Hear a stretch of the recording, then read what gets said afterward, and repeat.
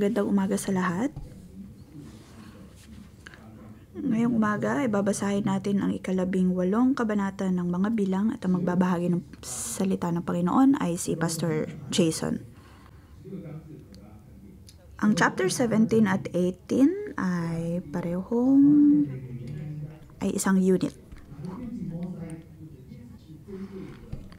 Sa mga nakaraang chapter, nakita natin kung paano sinubok ni Korah sila Moses at Aaron. Nabasa natin kung paanong nais ng mga Levita na maging pari din. Naroon na merong 250 katao na kilala sa buong bayan ang sumuporta sa kanilang pagproprotesta o pagrerebelde.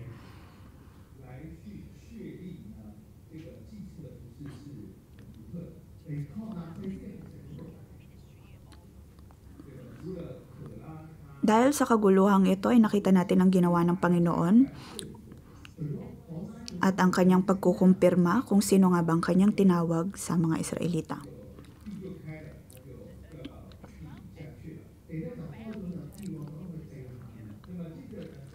Nabasa natin kung paanong bumuka ang lupa upang lamunin si Korah at ang kanyang lipi.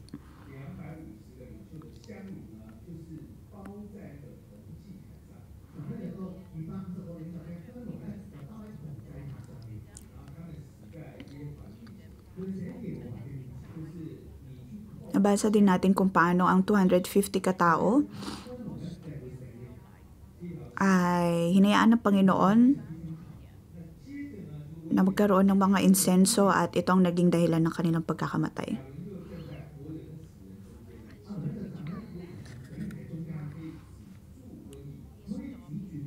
Sa mga sitwasyong ito, nakita natin kung paanong tumayo si Moses at Aaron at sinubukang itigil ang galit ng Panginoon.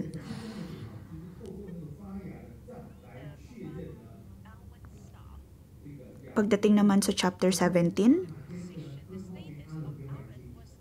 nakita natin ang pagkukumpirma ng Panginoon pagdating sa pagkakatawag ni Aaron bilang kanyang pari. Dito natin nakita ang senyales o marka ng muling pagkabuhay.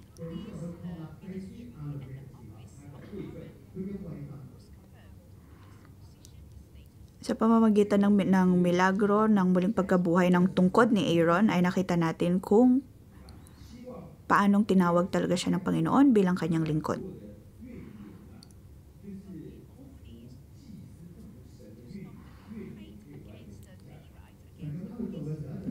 Ginawa ng Diyos ang lahat ng ito upang matigil ang pagrereklamo ng mga Israelita. Ngayon naman, pagdating sa chapter na ito, chapter 18,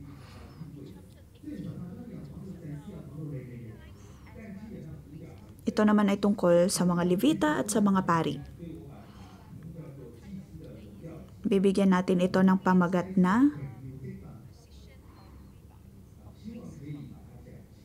ang dakila at magandang posisyon ng mga pari.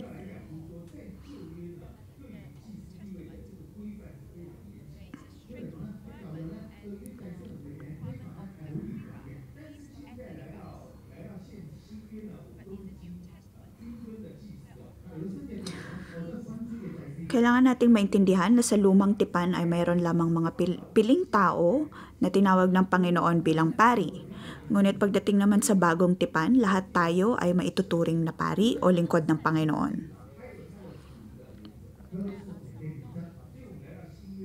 Sa lahat ng ito ay mayroon tayong mga prinsipyo na kailangang matandaan.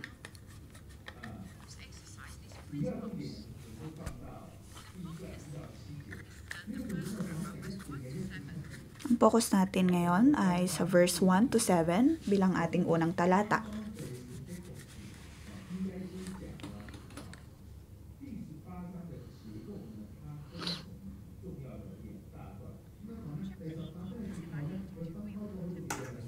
Ang chapter 18 ay maihahati natin sa dalawang talata.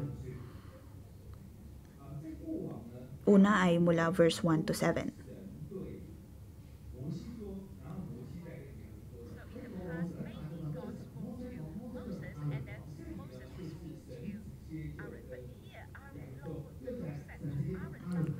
Kung dati ay nangungusap muna ang Panginoon kay Moses bago niya ito ipapasa kay Aaron, ngayon naman pagdating sa chapter na ito, nakita natin kung paano direktang kinausap ng Panginoon si Aaron.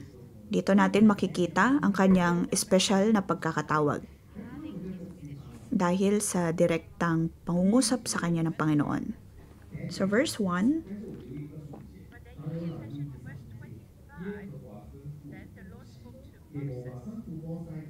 sa verse 1, nakita natin kung paano nangusap si Yahweh kay Aaron.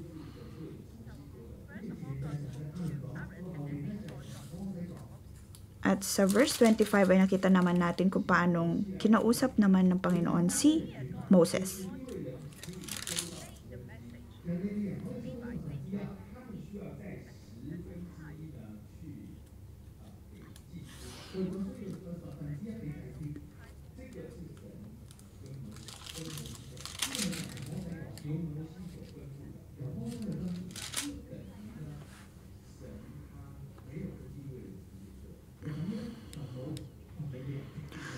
Sa verse 25, nakita natin kung paano sinabi ng Panginoon kay Moses na kailangang ipagkaloob ng mga pari ang ikapu bilang handog sa kanya.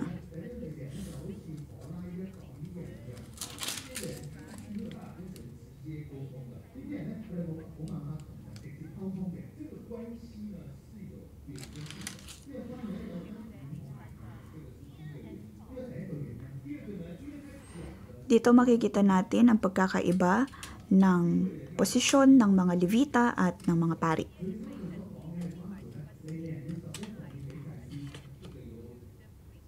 Dahil maging mga Levita ay kailangang maghandog ng kanilang ikapu para sa mga pari.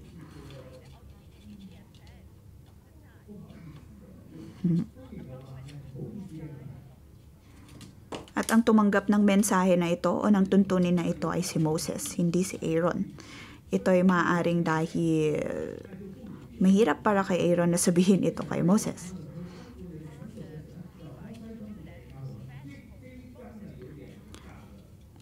Kung kaya naman kailangang si Moses ang magsabi ng tuntunin na ito.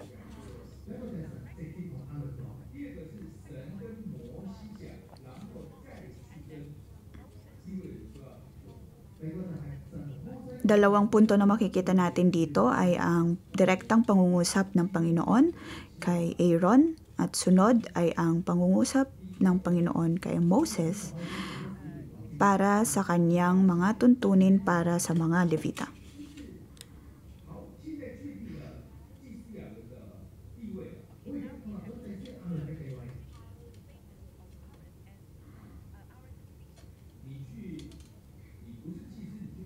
Ngayon, nakumpirma na natin na si Aaron nga ay tinawag na pari ng Panginoon.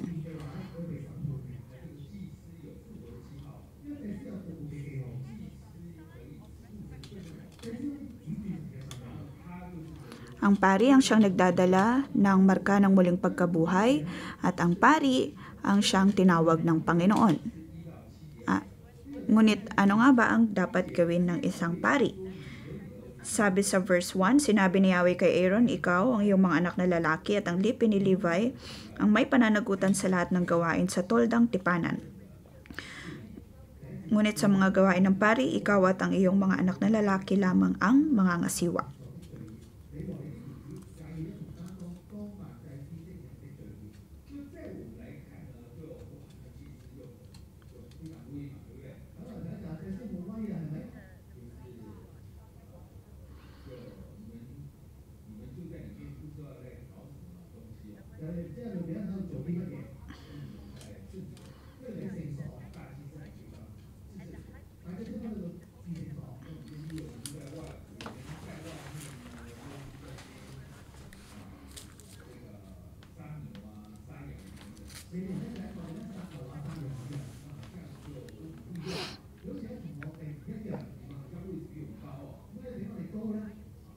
Ibang-iba ang posisyon ng mga pari kumpara sa mga Levita. Kung kaya nga nabasa natin sa mga nakaraang chapter na nais din ng ibang mga Levita na maging pari. Ngunit binigyang diin ni Yahweh sa verse 1 na ang mga pari ang siyang may pananagutan sa lahat ng gawain sa toldang tipanan.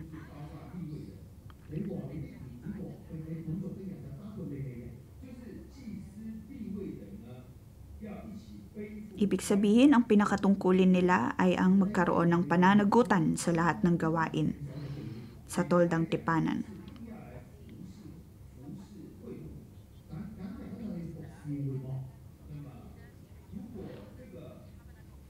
Kailangan nilang maglingkod sa toldang tipanan. Kung hindi naalagaan ng mabuti ang toldang tipanan, ito ay maibibilang na kasalanan at ito ay ikakagalit ng Panginoon.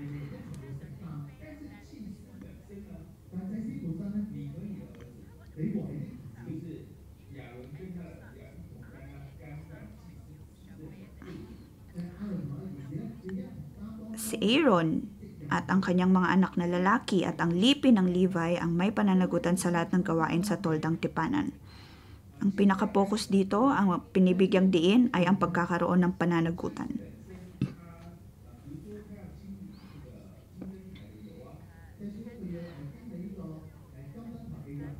Pagdating sa mga pari, kailangan nilang siguraduhin ang pagkakaroon ng langis sa mga lampara. Kailangan nilang palitan ng mga tinapay na nasa toldang tipanan. Ito ang kanilang tungkulin sa loob ng sanctuaryo o toldang tipanan. Kailangan nilang panatilihin ang apoy sa insenso. Lahat ng ito ay parte ng kanilang paglilingkod at ang mga ito ay gawain ng mga pari. Mangyari mang magkaroon ng pagkakamali sa mga parteng ito, ay ikagagalit ito ng Panginoon. Kung kaya naman sinasabi dito na ito ay kanilang pananagutan.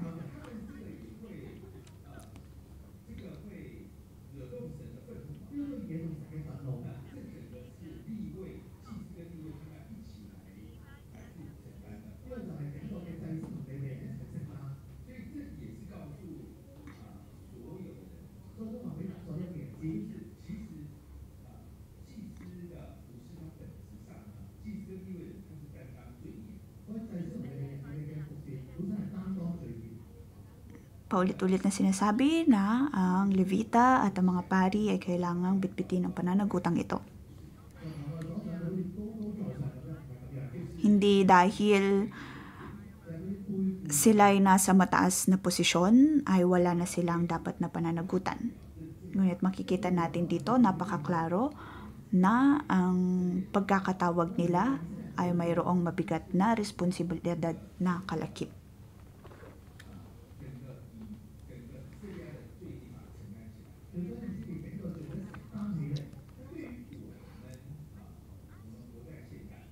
Sila ang may pananagutan sa lahat o sa buong kampo ng Israel.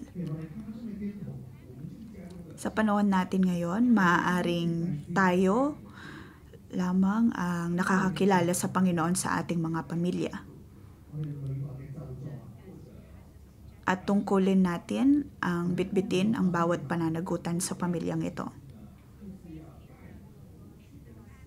Bilang pari sa ating mga pamilya, kailangan nating manguna lalong-lalo na sa paghingi ng kapatawaran sa Panginoon. Dahil kung hindi, maaaring magkaroon ng problema sa ating pamilya. Kailangan nating maging tagapamagitan.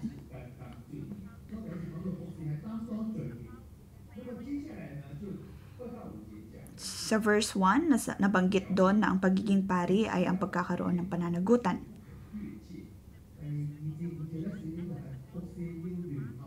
Sa verse 5, mapapansin naman natin na ang Levita at ang mga pari ay kailangan magkaroon ng parehong pananagutan, ngunit naroon pa rin ang hangganan.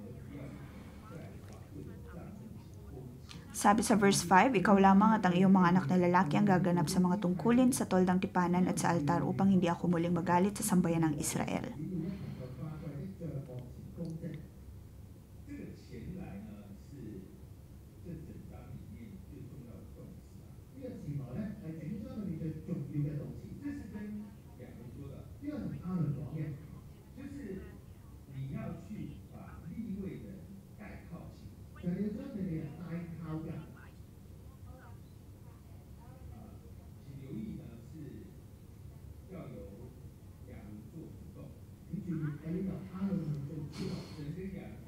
Mababasa natin dito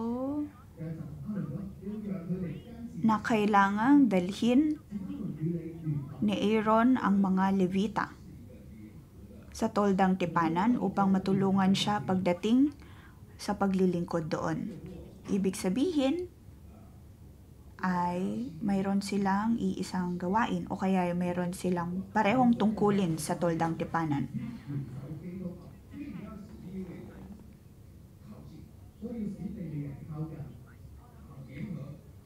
Ang mga Levita ay magiging katulungan niya pagdating sa paglilingkod sa loob ng toldang tipanan.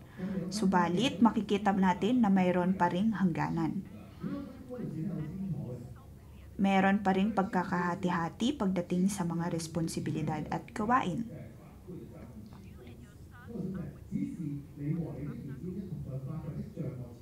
Nasabi sa verse 5,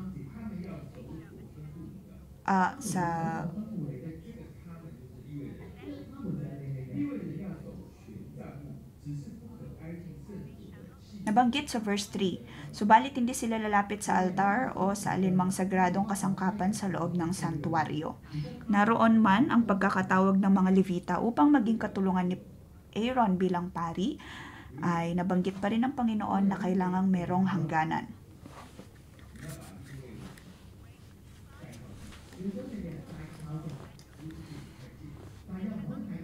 Ang mga Levita ay maaaring lumapit sa santuaryo, ngunit hindi masyadong malapit. Dahil kung sila ay lalagpas sa hangganan, sila ay maaaring mamatay. Malapit, ngunit hindi ganun kalapit.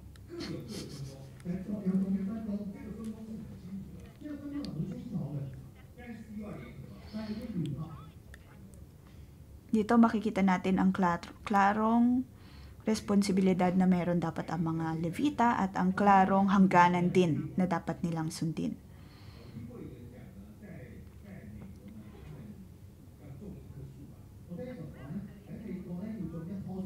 Isang halimbawa ay sa Amerika, kung nais nilang magtanim ng puno, lalong-lalo na sa daanan,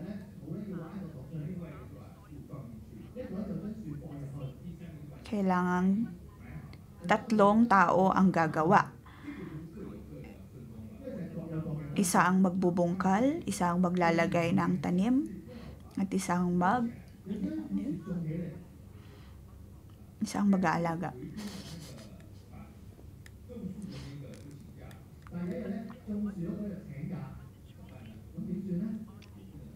Ngunit maaaring isang araw ay wala doon ang dapat na magtatanim.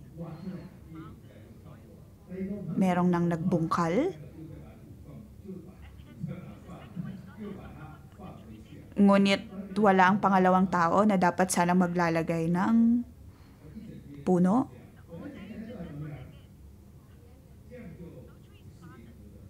Kung kaya naman kailangang ibalik ang lupa.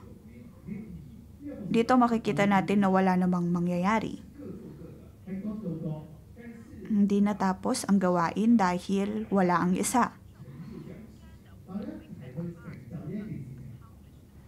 Dito makikita natin na ginagawa nga nila ang kanilang trabaho, ngunit hindi naman natapos ang dapat nilang gawin.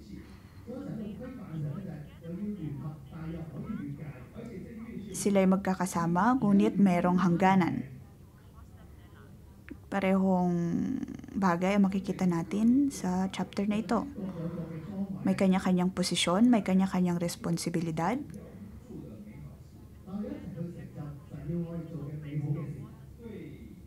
Ngunit kung ito'y pinagsama-sama, ay maaaring mapangyari ang kalooban ng Panginoon.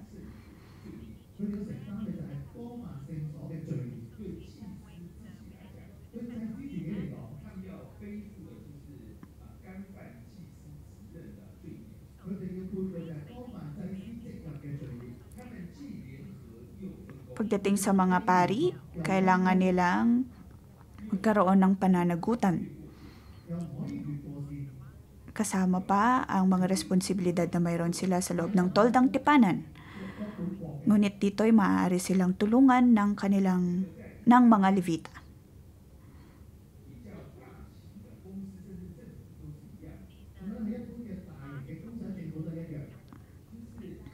Pagdating sa mga malalaking kumpanya at maging sa gobyerno ay parehong bagay ang makikita natin.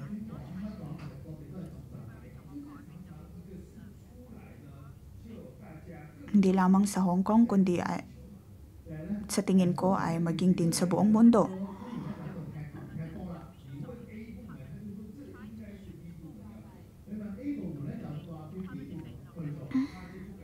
Napapansin natin kung paanong mayroong isang problema ay dapat na maidulog ito sa tamang departamento o tamang kagawaran. Kung ang problema ay nasa Department A, ang responsibilidad ay dapat din sa parehong kagawaran na iyon.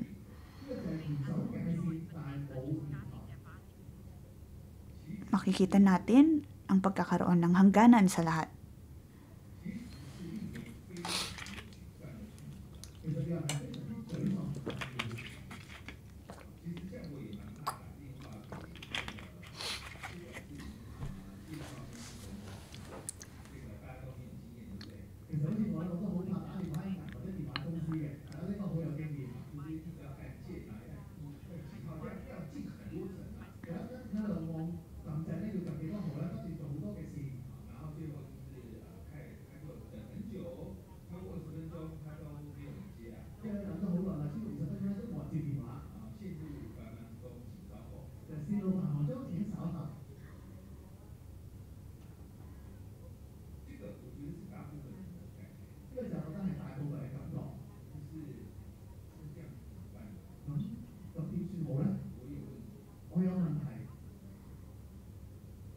Sa pagkakaroon ng mga hangganan na ito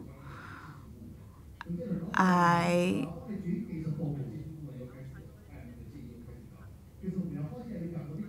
nagkakaroon ng problema ang tao. Isang halimbawa nito ay kung nais nating tumawag sa bangko o kaya sa service provider natin, kailangan mayroong mga numero tayong dapat na pindutin upang maidulog o mabigyang kasagutan ng ating mga katanungan.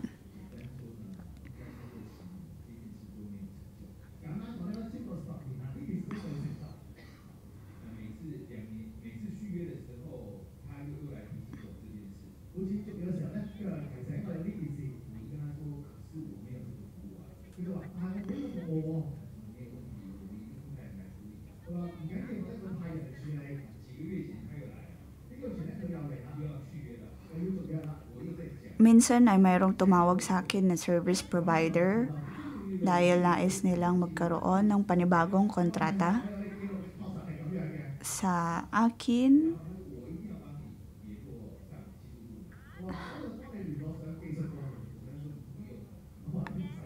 At dahil sa mga problemang ito ay kailangang dumulog sa technical department.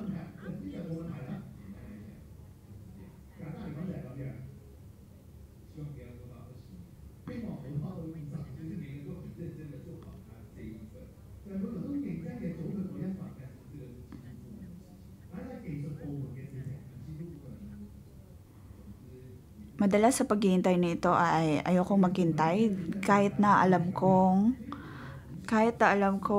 ito ay trabaho ng nasa technical department. Dito natin mauunawaan na laging mayroong hangganan pagdating sa mga responsibilidad. Hindi natin maaaring ipilit na ang isang kagawaran o isang tao ang gagawa ng isang bagay kung hindi naman talaga yon ang kanyang tungkulin o responsibilidad. Sa verse 2, sabi doon ng mga kamag-anak ninyo mga Levita ang tutulong sa inyo at sa iyong mga anak sa inyong paglilingkod sa loob ng toldang tipanan. Subalit hindi sila lalapit sa altar o sa alinmang sagradong kasangkapan sa loob ng santuaryo. Kapag lumapit sila, kayong lahat ay mamamatay.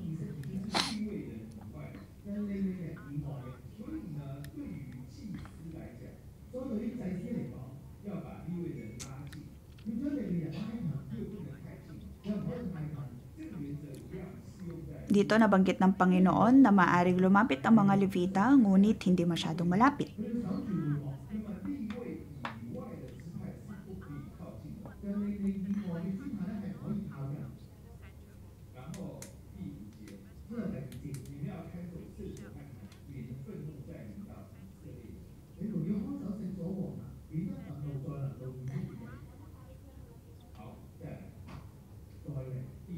Sabi sa verse 5, ikaw lamang at yung mga anak na lalaki ang gaganap sa mga tungkulin sa toldang tipanan sa altar upang hindi ako muling magalit sa bayan ng Israel.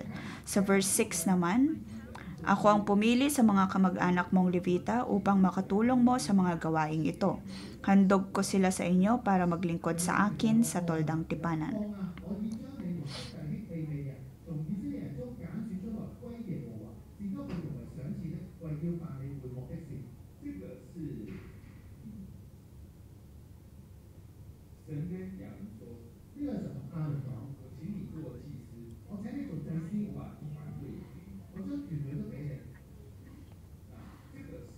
Dito, nabanggit ng Panginoon na ang mga Levita ay kanyang handog para sa mga pari. Ibig sabihin, ang paglilingkod ay handog mula sa Panginoon o regalo mula sa Panginoon.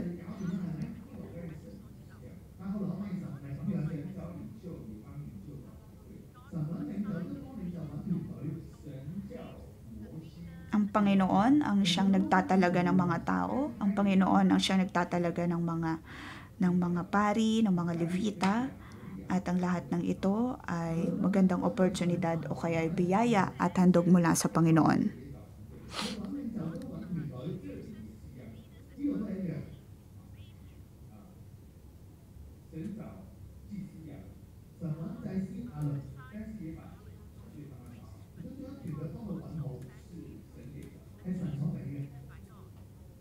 Pinili ng Panginoon si Aaron upang maging kanyang pari at binigyan niya rin siya ng handog o kaya ng mga tao na maaari niyang maging katulungan.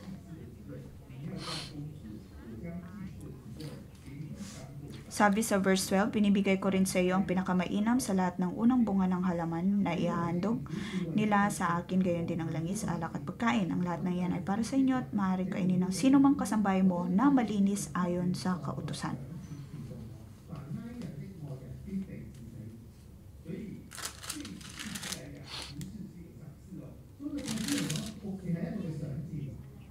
Para sa mga pari, ang kanilang pagkakatawag bilang pari ay regalo mula sa Panginoon.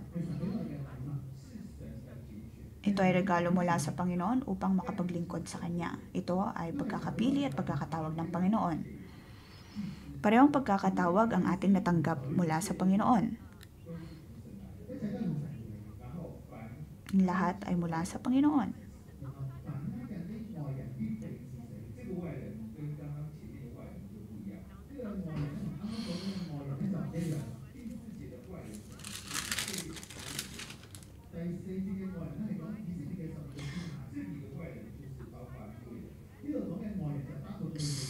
Sa verse 4 ay may mga taong hindi maaaring lumapit sa toldang tipanan at yun ay mga mula sa iba pang lipi ng Israel.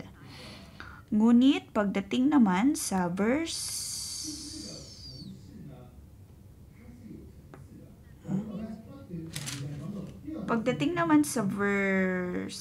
12 o verse 13, ang tinutukoy ng Panginoon na hindi maaaring lumapit ay ang mga Levita. Naroon ang hangganan kung ano ang maaaring lapitan ng mga Levita.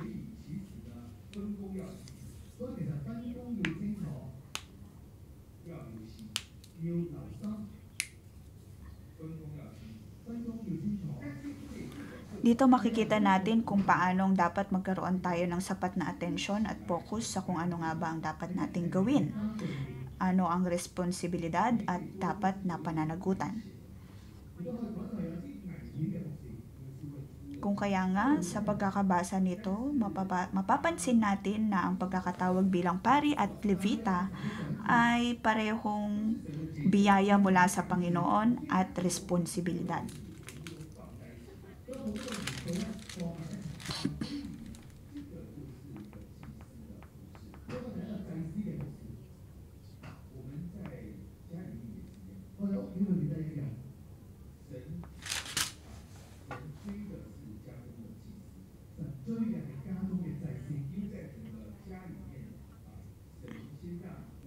Sa parehong paraan, ganito din ang nangyayari sa ating mga pamilya.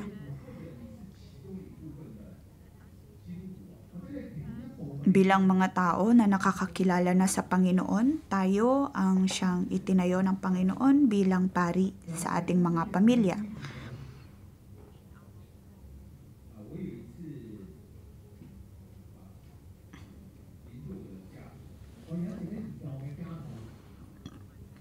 Minsan ay inaral ko ang henerasyon namin sa aming pamilya. Mula sa aking mga ninuno na mula sa Taiwan, sila ay nanirahan sa syudad.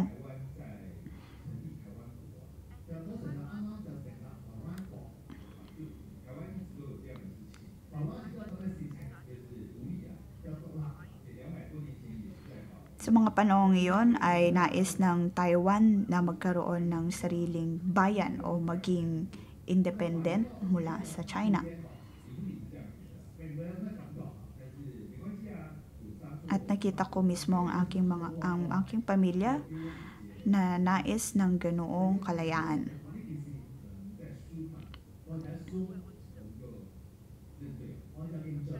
Minsan ay nakausap ko ang aking kapatid at kami humingi ng kapatawaran sa Panginoon.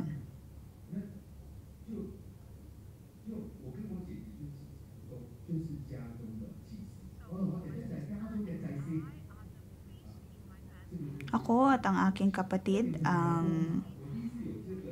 siyang tinawag ng Panginoon upang maging upang maging pari sa aming mga pamilya. Kung kaya naman, tumindig kami bilang tagapamagitan at humingi ng kapatawaran sa kasalanan ng aming pamilya.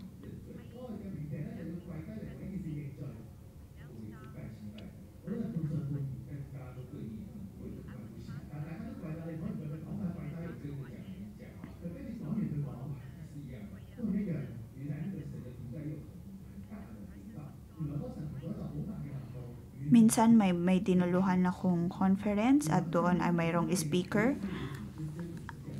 at tinulungan kaming manalangin at doon ko nadama ang presensya ng Panginoon.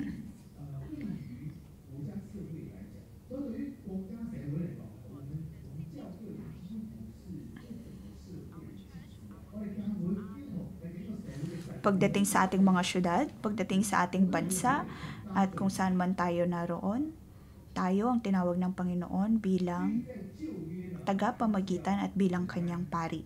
Kung kaya naman mayroon tayong pananagutan at responsibilidad. Tulad ng kung paanong binigyan ng Panginoon ang mga pari sa chapter na ito ng pananagutan, ay ganoon din sa atin sa panahon natin ngayon. Kailangan nating panghawakan ang ating pagkakatawag bilang pari.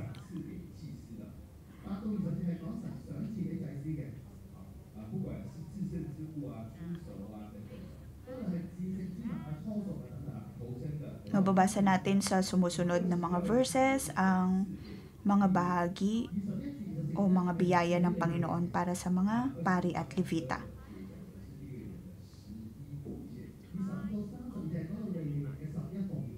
Mababasa din natin dito ang pag-uusap o ang tuntunin ng Panginoon pagdating sa ikapu. Makikita natin dito na mayroong mataas na standard ang Panginoon pagdating sa mga pari at levita. Ngunit ang lahat ng ito ay biyaya at handog ng Panginoon. Ang mga tuntunin na ito ay itinalaga ng Panginoon at ang Diyos ay hindi nagbabago. Kung kaya naman ang mga tuntunin na ito Gayong nasa bagong tipan na tayo ay maaari pa rin nating sundin ng ayon sa kung ano nga ba ang sinusundan din ng Panginoong Hesus.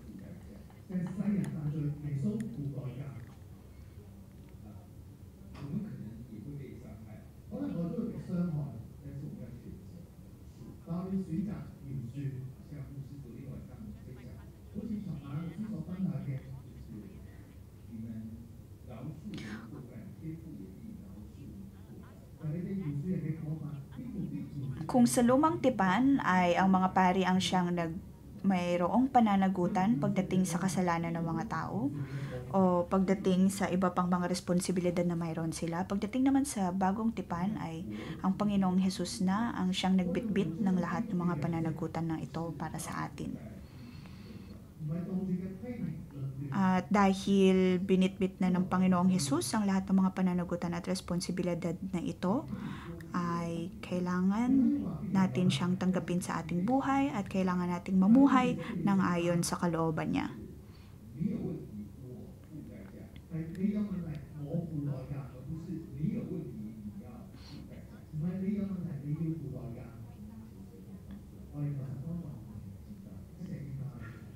Naway tulungan tayo ng Panginoon sa aspetong ito ng ating buhay. Purihin natin ng Panginoon.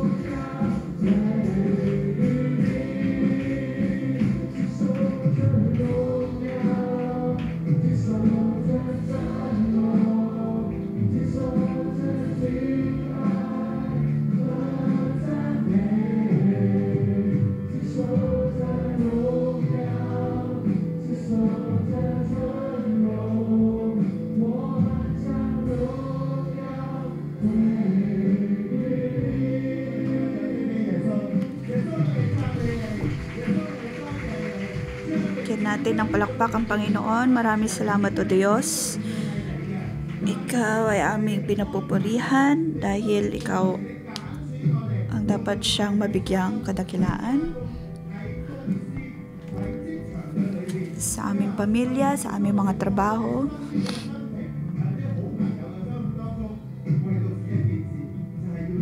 At maging sa aming mga pamilya, dinala mo kami sa mga lugar na ito, Panginoon, upang maipakita ang iyong kadakilaan.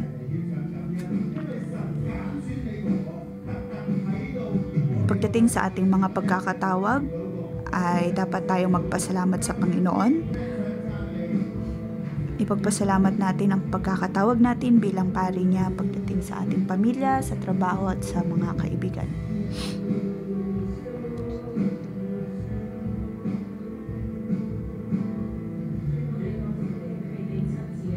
Panginoon, maraming salamat. Ikaw ang siyang nag-atas. Ikaw ang siyang nagplano ng lahat. Ikaw ang tumawag sa amin bilang iyong pari.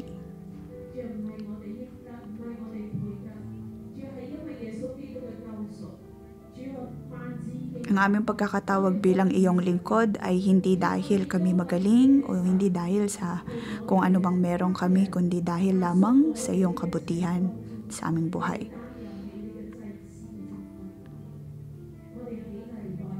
Dahil sa pagkakatawag namin ito, Panginoon, ay kaya naming maging tagapamagitan sa aming mga pamilya at sa mga trabaho.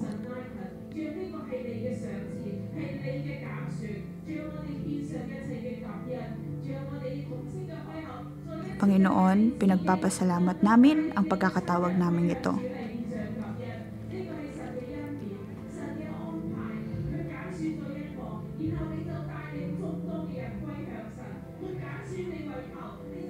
Tayong lahat ay tinawag ng Panginoon at pinili ng Panginoon. At sa pagkakatawag nating ito ay ating ihandog ang ating pasasalamat sa Panginoon.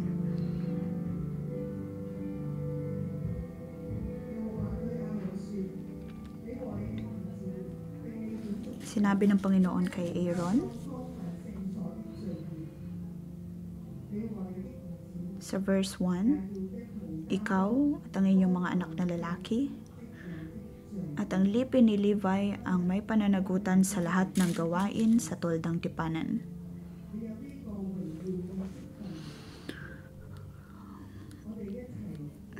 Ang mga pananagutan ay may kinalaman sa pagkakatawag bilang lingkod.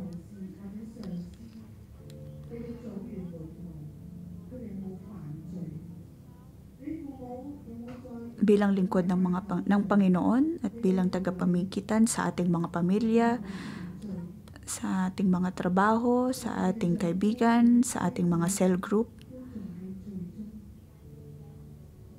Maaaring may mga kasama tayong patuloy pa rin sa kanilang pagkakasala. May mga cell member na nagpapatuloy sa pagkakasala. At sa tuwing naaalala natin ito ay naroon ang pagkakaroon ng pananagutan.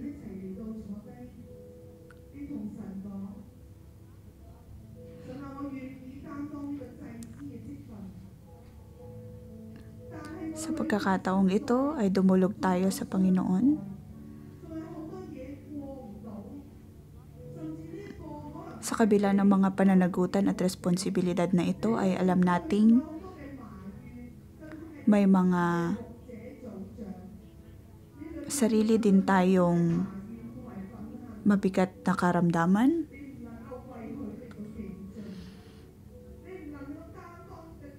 Maaaring naroon ang pagrereklamo.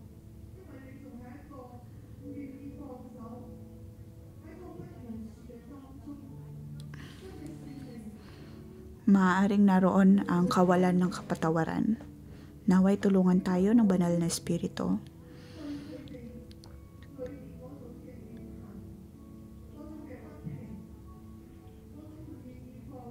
Sabihin natin sa Panginoon ang bawat pagrereklamo, bawat negatibong pakiramdam na mayroon tayo.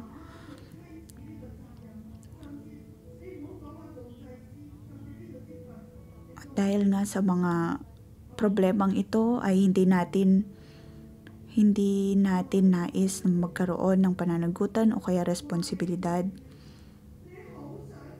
bilang ina o kaya bilang cell leader o kaya bilang lingkod ng Panginoon. Maaring naroon ang iyong kagustuhan na maging lingkod ng Panginoon, ngunit ang mga problemang ito ang siyang nagiging balakid upang magkaroon ng pananagutan at responsibilidad.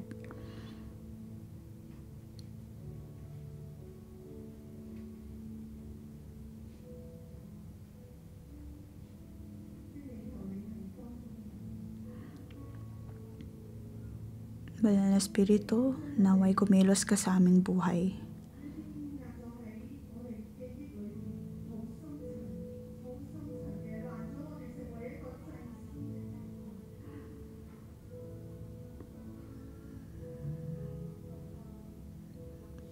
Panginoon, naway alisin mo ang bawat balakid sa amin na nagiging dahilan upang hindi kami makapaglingkod sa iyo. Ating patawarin ang mga taong nagkasala sa atin.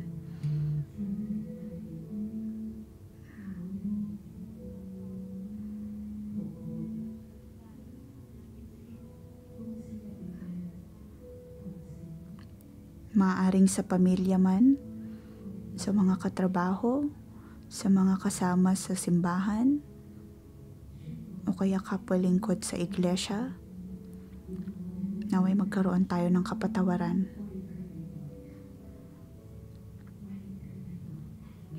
Sa pagpapatawad sa kanila ay atin ding ipanalangin ang kanilang mga buhay. Ipanalangin natin ang ating mga pamilya.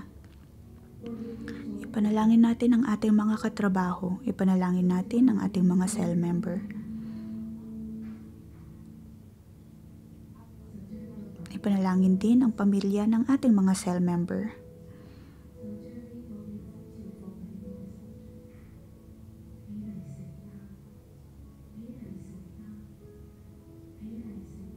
Ikaw ay tinatawag ng Panginoon upang magkaroon ng ganitong responsibilidad, naway tumindig tayo at tanggapin ito. Kung paanong ang Panginoong Hesus din ang siyang nagbitbit ng bawat responsibilidad at pananagutan, naway magkaroon din tayo ng ganitong puso para sa ating pamilya, mga katrabaho, mga kaibigan at mga cell member. Naway maging katulad tayo ng Panginoong Hesus na maging tagapamagitan at siyang dumulog sa Panginoon para sa mga taong nakapaligid sa atin.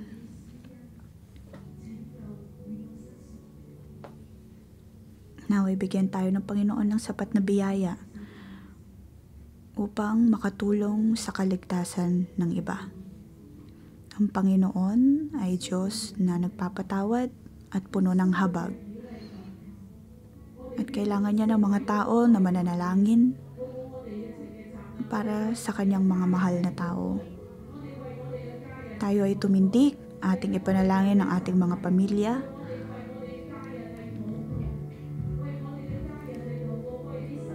Sa mga susunod na araw ay magkakaroon tayo ng pagbabautismo at naway ipanalangin natin ang ating mga pamilya na naway matanggap nilang Panginoong Hesus.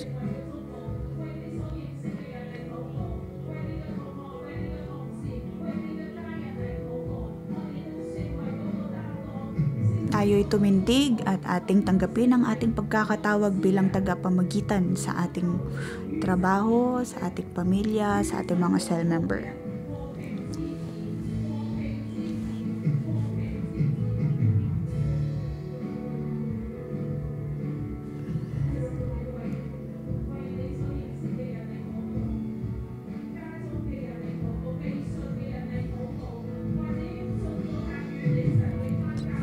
Ating ipanalangin ang ating mga kapamilya na naging malayo sa Panginoon o kaya mga kapamilya na nagbabato ng persekusyon sa atin. Ating ipanalangin ang kanilang mga buhay.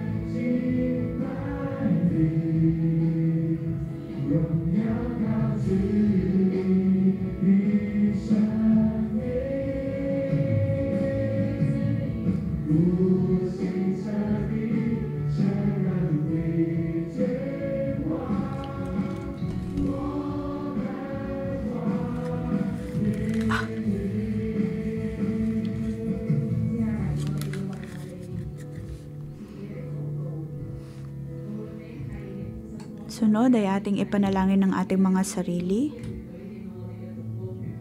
Maring ikaw ay Bible School student o kaya ay lingkod sa simbahang ito o kaya ay guro.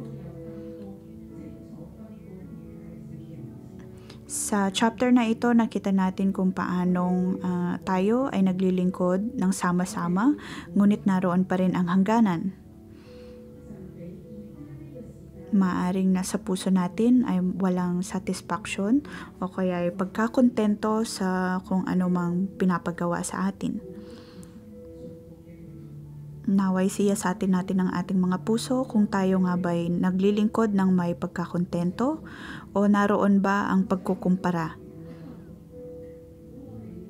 O kaya ay naroon ang pagkukumpara sa kung anong ginagawa ng iba. Naway tulungan tayo ng banal na spirito.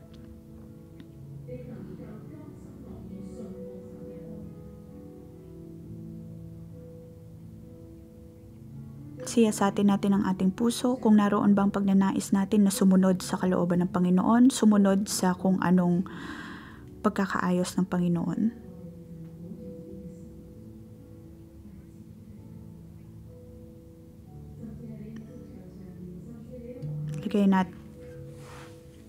Ilagay natin ang ating mga kamay sa ating mga puso at ipanalangin ng mga sarili.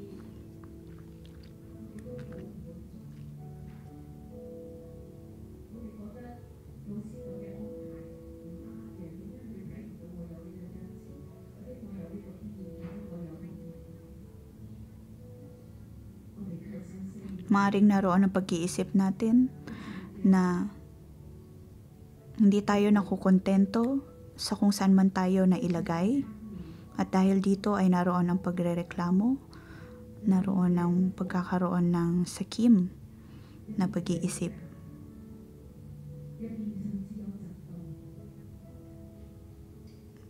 Maaaring naroon ng inggit,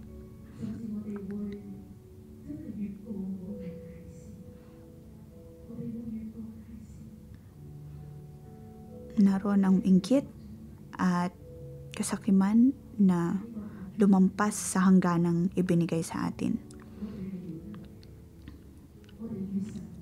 Sa komunidad na ito, lahat tayo ay mayroong koneksyon sa Diyos at maging sa tao. Sa kabila ng mga koneksyong ito ay naroon pa rin ang hangganan at kailangan natin itong sundin. Kailangan nating ibabang ating mga sarili. Pagdating man yan sa ating mga otoridad, sa ating mga leader at sa paraan nila ng pag-aayos sa atin. Kailangan nating ibabang ating mga sarili at sundin ang mga ito.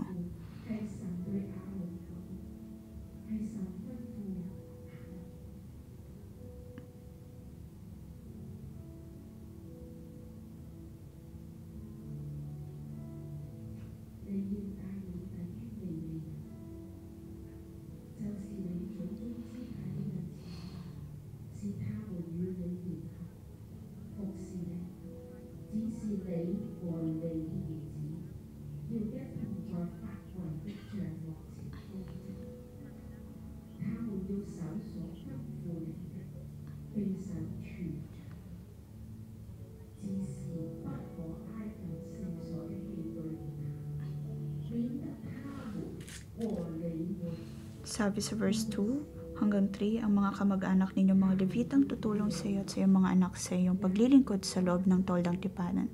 Subalit, hindi sila lalapit sa altar o sa alinmang sagradong kasangkapan sa loob ng santuwaryo. Kapag lupapit sila, kayong lahat ay mamamatay. Makikita natin dito ang mensahe ng Panginoon kay Aaron pagdating sa hangganan.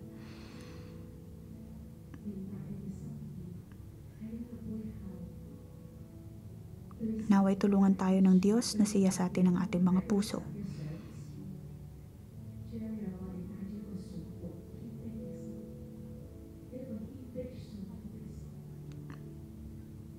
Naway magkaroon tayo ng puso na handang sumunod at pusong mapagpakumbaba.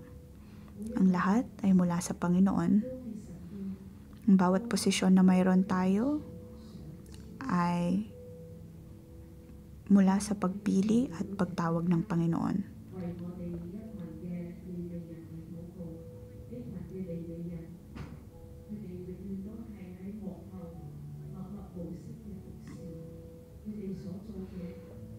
Sa oras na ito, ating ipanalangin ang lingkod ng iglesyang ito.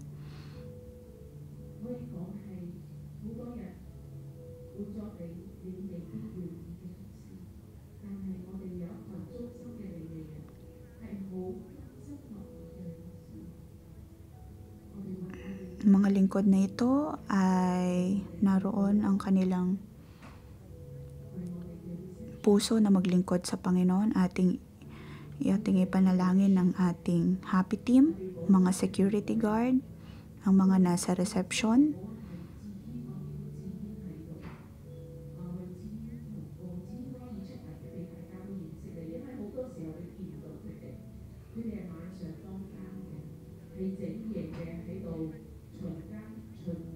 kikita natin dito ang ilang mga kapatid o mga lingkod sa iglesyang ito na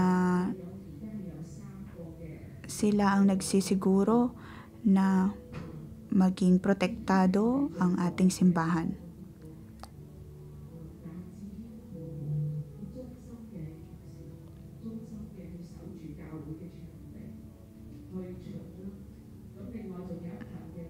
Ang lingkod na ito ay kasama natin na ng kung ilang taon at siyang nagsisiguro na sagrado o kaya protektado ang ating simbahan. Meron din tayong mga happy team.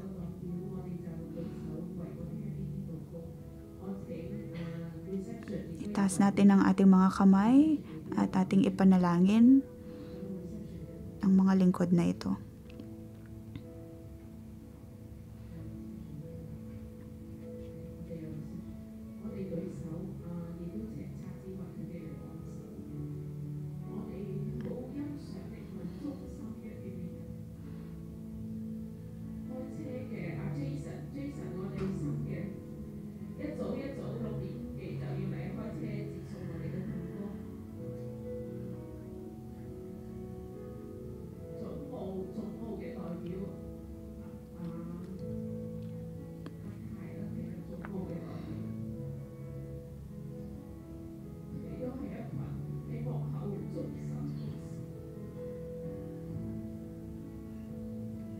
Ang mga taong ito ang siyang nagtatrabaho sa ating simbahan at naroon ang kanilang puso na maglingkod sa Panginoon.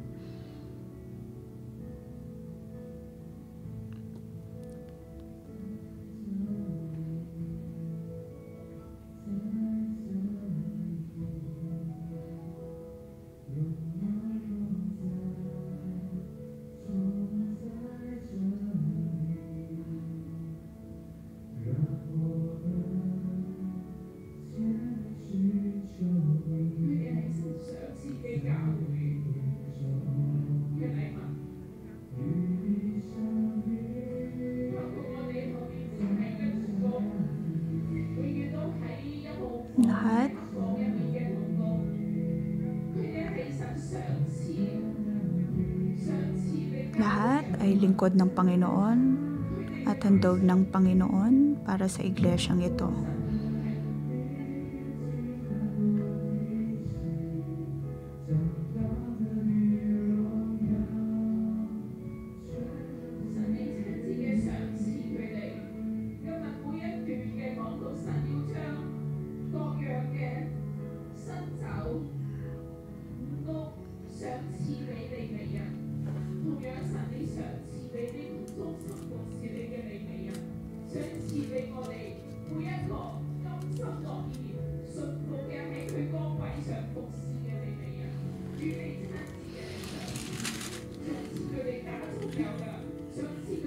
Panginoon, ikaw ang siyang nagbibigay biyaya sa mga taong nais na maglingkod sa iyo.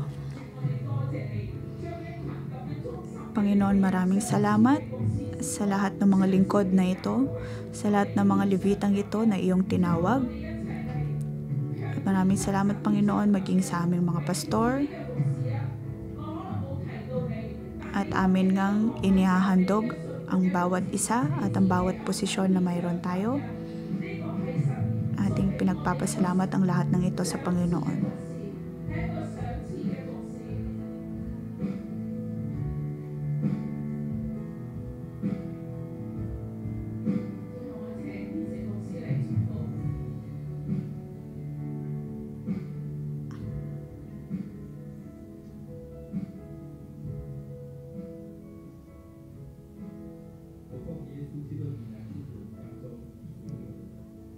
Sa pangalan ng Panginoong Hesus ay aking ipinagpapala ang lahat.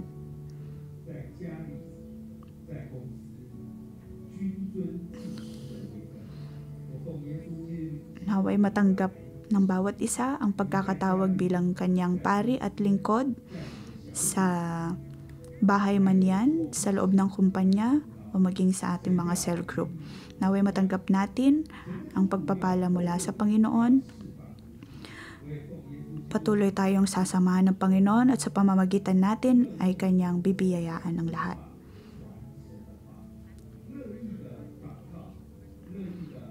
Naway magkaroon tayo ng puso na handang makinig sa Panginoon at ideklara ang kanyang mga salita. Naway magkaroon tayo ng sapat na naway matanggap natin ang banal na espiritu upang tayo ay makapanalangin sa kanya. Naway matanggap natin ang pagkakatawag na ito upang manalangin para sa ating mga pamilya, para sa ating mga trabaho at mga cell member. Ang ating posisyon ay napakadakila at napakaganda at biyaya mula sa Panginoon. Naway pagpalain ang lahat. Sa ngalan ni Jesus, Amen. Dito po nagtatapos ang ating pang-umagang debosyon. Magandang umaga.